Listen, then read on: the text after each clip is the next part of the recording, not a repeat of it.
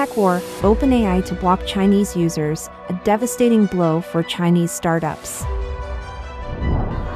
Teachers strike and display wage demand banners at Beijing Normal University Experimental School.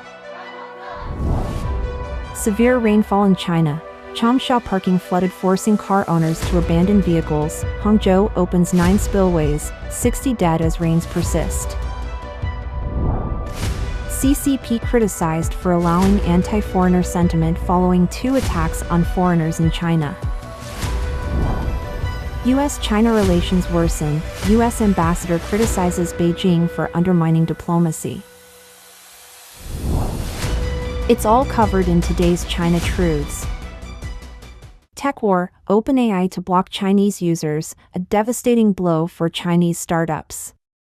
Starting July 9th, OpenAI, the developer behind ChatGPT, will block Chinese users from accessing its application programming interface (API) traffic. This is seen as a devastating blow to Chinese startups that heavily rely on OpenAI's technologies, and it is expected to significantly impact the development of China's national strength. According to a report by the Securities Times, recently, several users have received emails from OpenAI announcing the termination of API services to China. The email states, "Our data shows that your organization's API traffic comes from regions currently unsupported by OpenAI." Starting July 9th, OpenAI will begin blocking API traffic from countries and regions not supported. Organizations affected by this will need to access the services from supported countries or regions. Currently, OpenAI's API is available in 161 countries and regions, with China not among them. Other banned countries include Russia, North Korea, and Iran. Industry insiders point out 2 main ways to use OpenAI in China. One is directly through OpenAI's official API, which may be banned at any time. The other is through Microsoft Azure's provision of OpenAI technologies, but only enterprises can apply for it. The report notes that many Chinese startups simply shell through accessing OpenAI's API, commercializing OpenAI's advanced technology as their own products. OpenAI's ban will directly impact these companies. Companies without core technologies and competitive strength might be eliminated from the market if they cannot find alternatives in time. However, the impact might be even broader. Historian and Professor Zhang Tianliang from Feiyuan University believes that China under its current governance might miss out on cutting-edge important technologies, which is extremely detrimental to the development of China's national strength. Mr. Zhang Tianliang explains that future competition among nations will largely be based on technology and finance, both of which rely heavily on computing power. Therefore, if a country lacks strong computing capabilities, it will fall significantly behind its rivals. This is a major concern for China looking ahead. He also warns that the CCP could face a situation similar to the Qing dynasty, which missed out on the benefits of the First Industrial Revolution. At that time, Western countries had developed powerful weapons and ships, while the Qing dynasty was still using outdated military tactics from the Ming dynasty. This significant technological and military gap meant the Qing dynasty was at a disadvantage in international affairs. This historical example serves as a caution that the gap in national capabilities can be substantial. Teachers strike and display wage demand banners at Beijing Normal University Experimental School. Due to China's ongoing economic decline, social tensions are rising, and the education sector is also being affected. Recently, it has come to light that Beijing Normal University Experimental School in Hangzhou has not paid its teachers' salaries, social security, and housing funds, prompting the teachers to protest by displaying banners and chanting for their rights. On June 25, according to a video posted by X platform user yesterday, teachers at this school went on strike because the school has not been able to pay their salaries for several months. Furthermore, the school also owes payments on the teachers' pension insurance and housing provident funds. In the video, a large group of teachers can be seen divided into 3 smaller groups, each holding a banner demanding their unpaid wages, social security, and housing funds. They are seen chanting "Pay our salaries," in unison, led by an individual at the front. During this protest, an individual who appeared to be a leader, accompanied by police, arrived at the scene and, appearing unhappy, suggested discussing the issue inside a hall, but the teachers disagreed. This school, which integrates education from kindergarten through high school, was established in 2021 by Beijing Normal University and the Hangzhou city government of Changsha province. It operates on a non-profit basis, focusing on innovation in education. This incident of teachers demanding overdue payments has sparked online commentary with netizens, expressing concerns about the stability of new educational institutions and criticizing the broader governance under which these issues arise. They urge Beijing Normal University to address the situation, highlighting the school's responsibility given its affiliation. Moreover, another protest occurred on June 24 in Hangzhou, where over 1,000 homeowners blocked roads to protest against an annual parking fee of 3,800 yuan, about $523, imposed by a developer, showing the wider unrest in the community. This protest also ended with police intervention. These instances of unrest and demands for wages among teachers are part of a larger pattern of dissatisfaction across various sectors in China, often suppressed by the government. Such incidents underscore the growing concerns among workers about their rights and the need for systemic changes to address these grievances. According to a report by Radio Free Asia on May 22, citing the latest report from the international human rights organization Freedom House's China Dissent Monitor, from January to March this year, 655 dissent incidents occurred in China, a 21% increase from the same period last year. Severe rainfall in China. Changsha parking flooded, forcing car owners to abandon vehicles. Hangzhou opens 9 spillways, 60 dead as rains persist. On June 24, Changsha experienced a severe rainstorm, with the rainfall in 1 hour compared to the volume of 54 West Lakes.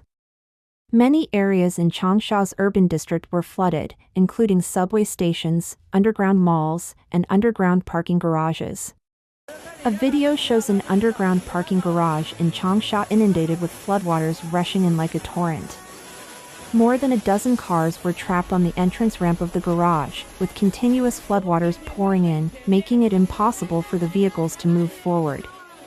At this moment, a car owner shouted, "Don't stay inside, it's too late, it's too late." The video captured a man abandoning his vehicle and running for safety. The dramatic video of car owners fleeing their vehicles has drawn attention. One car owner told the media that he had to abandon his car, and the entire basement was completely flooded, likely submerging hundreds of vehicles.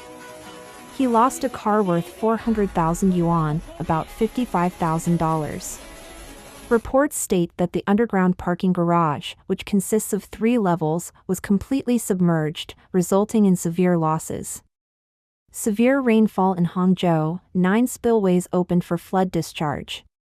Recent continuous rainfall in Hangzhou has caused water levels in West Lake to rise above the alert threshold, prompting the opening of all 9 spillways for flood discharge. Similarly, the Xianjiang Reservoir, also known as Qingdao Lake, has unusually opened 7 floodgates. On June 23, the water level in West Lake continued to rise, submerging pathways at famous sites like Jishin Pavilion and Changsha Park, leading to rare flood discharges that became a trending topic online. Videos circulating online show water gushing from all 9 spillways, with large fish occasionally leaping out, drawing crowds at Shintang Gate.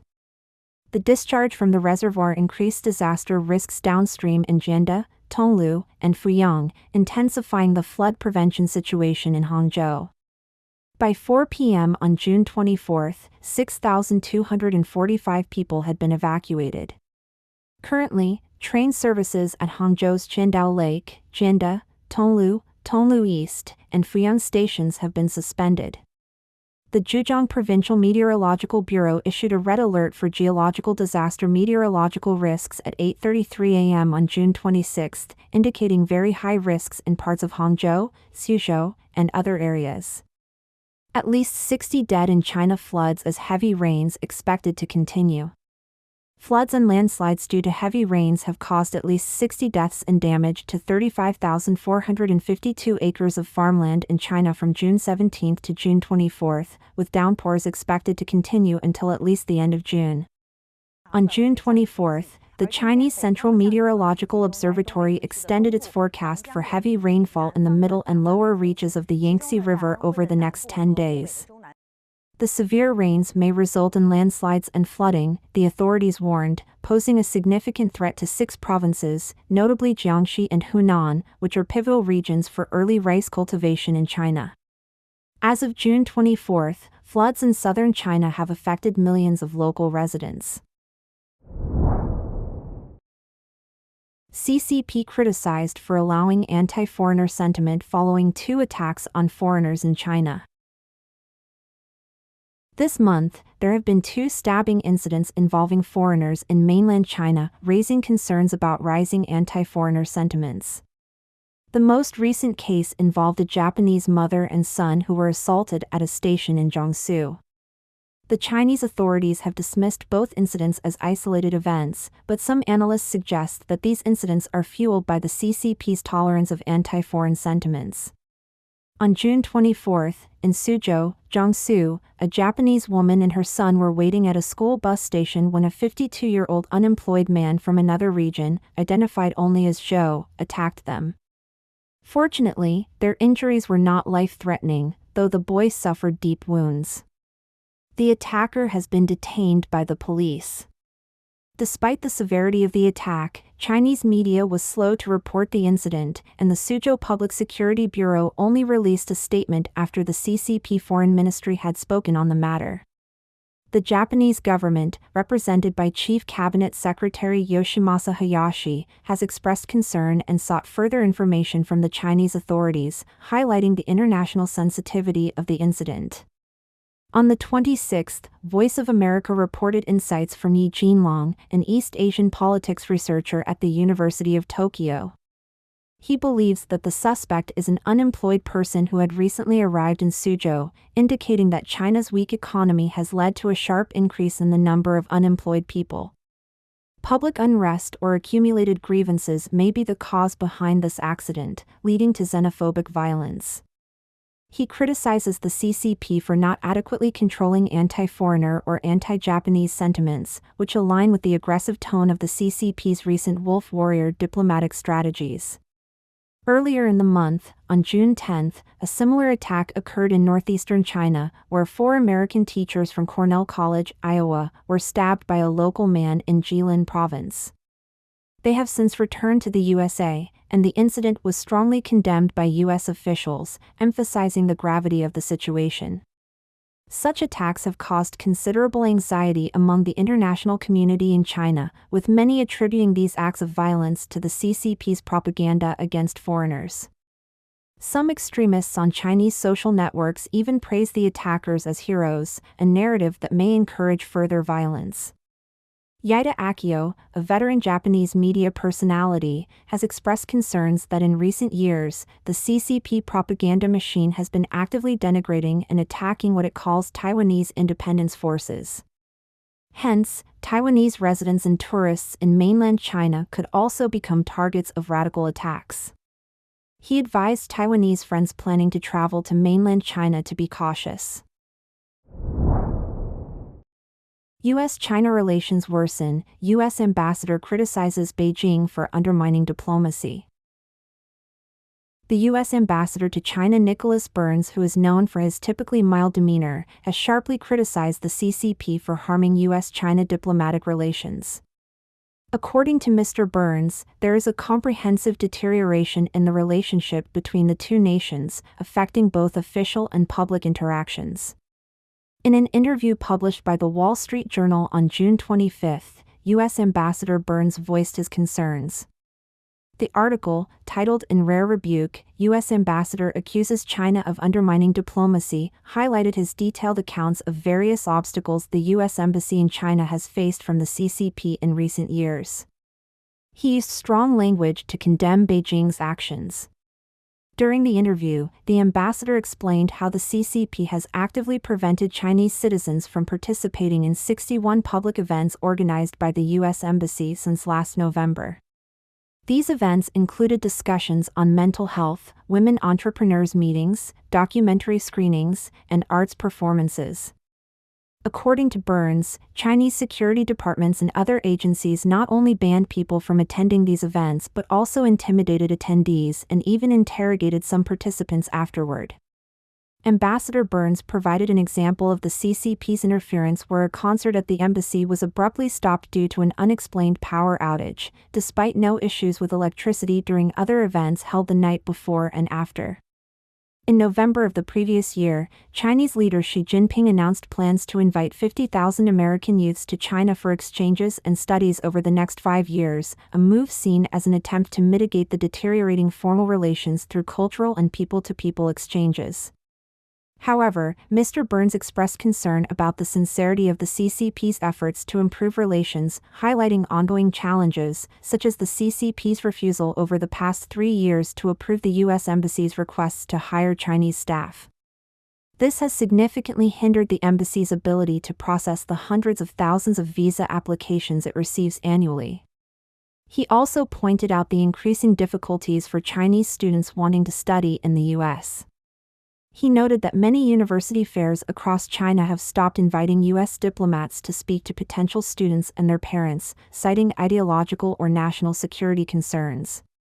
This has led to about half of the Chinese students selected for U.S.-funded exchange programs opting out due to pressure from their government, schools, and employers. Mr. Burns criticized the CCP for claiming to support the resumption of civilian exchanges while simultaneously taking aggressive actions that make these exchanges unfeasible. He described this as a betrayal and a sign of a government lacking confidence. The ambassador also addressed the broader issue of rising anti-American sentiment in China, which he attributed to the CCP's propaganda efforts. He expressed particular concern about a recent incident where 4 American university teachers were stabbed in Jilin, with inadequate information provided about the motive behind the attack. Mr. Burns concluded that despite numerous discussions with the Chinese government, there has been no progress or resolution. In response, CCP spokesperson Mao Ning denied Mr. Burns' allegations, claiming that it is the U.S., not China, that obstructs cultural exchanges between the two nations. The tension between the U.S. and China extends beyond cultural and educational exchanges to geopolitical issues. Recent confrontations include a CCP Coast Guard ship blocking a Philippine resupply mission and threatening Filipino personnel, leading to serious injuries. U.S. Deputy Secretary of State Kurt Campbell emphasized the severity of these tensions by stating that the U.S. had formally communicated its concerns to China, warning that any incident resulting in casualties could lead to U.S. intervention under the U.S.-Philippines Mutual Defense Treaty. This ongoing deterioration in U.S.-China relations reflects deepening concerns at both the grassroots and official levels, indicating a challenging path ahead for bilateral relations. Don't forget to comment in the section below to share your opinions on today's topic with us. If you find the information helpful, please share this video with a friend to watch together. This will be a great source of motivation for our team to produce more and more quality and reliable videos. And also don't forget to like and subscribe to see more interesting topics from China Truths. Thank you for tuning in.